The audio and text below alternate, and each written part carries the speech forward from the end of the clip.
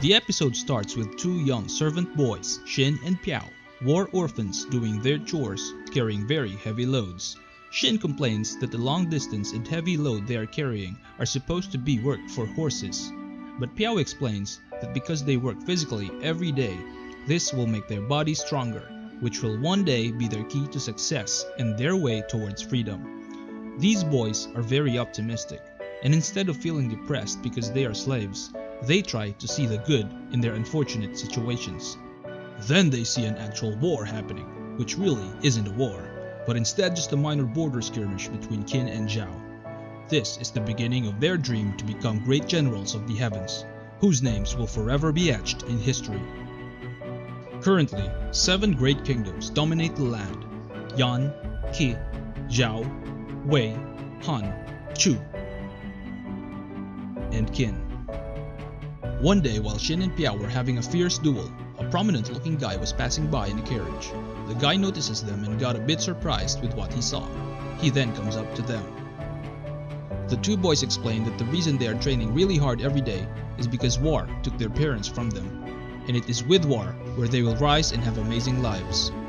Meanwhile in Shanyang, Qin's capital, we are introduced with Lu Bu-wei, Minister of the Right, which is the highest court post, and Minister of the Left, which is Ji Shi, second highest post. The court is split in two because of these two factions. The king's younger half-brother Changjo is allied with Ji Shi to claim the throne for himself. One night, the prominent guy from earlier returns to see Pio. They discover that his name is Cheng Wen and is a minister of the royal court. He intends to take Pio and let him work in the royal court. As to why, he has yet to reveal his true intentions. Pio wants Shin to come too, but Chen Wen can only take one. Pio asks if he can be given time to think about the offer. Chen Wen accepts. Pio looks for Shin and sees him in deep thought. He tells Shin that he has trained hard every day so he can rise up step by step through his own hard work, but will still accept Cheng Wen's offer. Shin also knows that they cannot pass up this offer and is happy for his friend. Many days have passed since Pio left, and Shin still continues to work and train really hard each passing day. Then one day, while Shin was at the marketplace, he overhears two merchants talking about an uprising in the royal court. The rumor says that the king and all his loyal followers are getting killed. A friend tells Shin to pay it no mind, but he can't help but worry about Pio. In Shanyang, Ji Shi receives a report that there is a rider about to meet with Lu Bu-wei. Ji Shi fears that Lu Bu-wei might learn of their true intentions. If Lu Bu-wei does learn of their true intentions, he might side with the king, and it will be very difficult for Ji Shi's faction to usurp the king, since Lu Bu-wei have very powerful allies and forces. Meanwhile, Shin has a hard time sleeping at night because he keeps worrying about Pio's safety.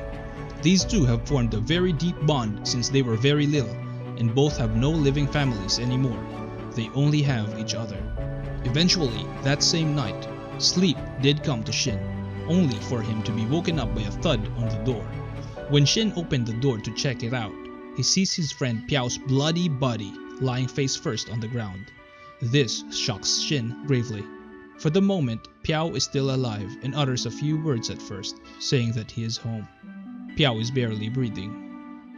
The family that adopted them woke up from the noise, confused as to what is happening. Shin just asks them for help finding a doctor. However, Pio tells him that he feels no more pain and there is no more need for a doctor. They both know that there is no time for a doctor anymore, and that Pio's wounds are that severe that he is close to death. Pio, using what's left of his energy, tells Shin that the cause of his wounds was the uprising created by the king's half-brother, Changjo. This confirms the rumor Shin heard earlier. Pio tells Shin that the only current allies of the king are very few, including Lord Cheng Wen. He then gives Shin a map of Hebei village, located west from where they are currently. This village is a village of outlaws and is a very dangerous place. Pio asks Shin to go to this village but does not explain why. Shin becomes emotional, but Pio's death cannot be stopped. He entrusts Shin with all their dreams. When Pio finally dies, Shin vows to kill everyone involved in his best friend's death. Shin later travels to Hebei village. And in Shanyang, the king's half-brother, Changjo, tells Ji-shi that he is only interested in his half-brother's death. His extreme jealousy to the king is revealed. He displays his hatred towards slaves and the poor who work their way up towards greatness. He summons one of his loyal servants and orders to kill him without good reason except hating his kind. His hate towards these people is because the king was born of a mother who is not one of royalty but is still made king. Along Shin's way, 3 outlaws block his path due to a scouting made by someone named Yao in a bird suit. Shin makes quick work of them using only his wooden sword. More bandits block Shin's path because of Yao's signal for reinforcement, but still they prove no match for Shin even with a wooden sword.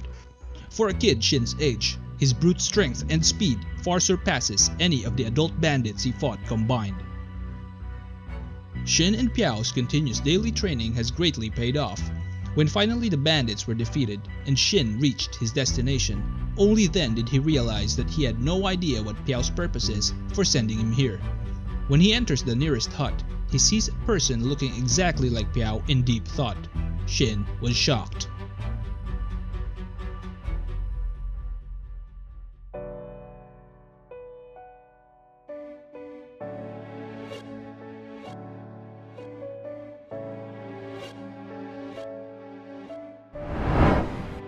Unknown to Shin, an assassin sent for Pio was on his trail.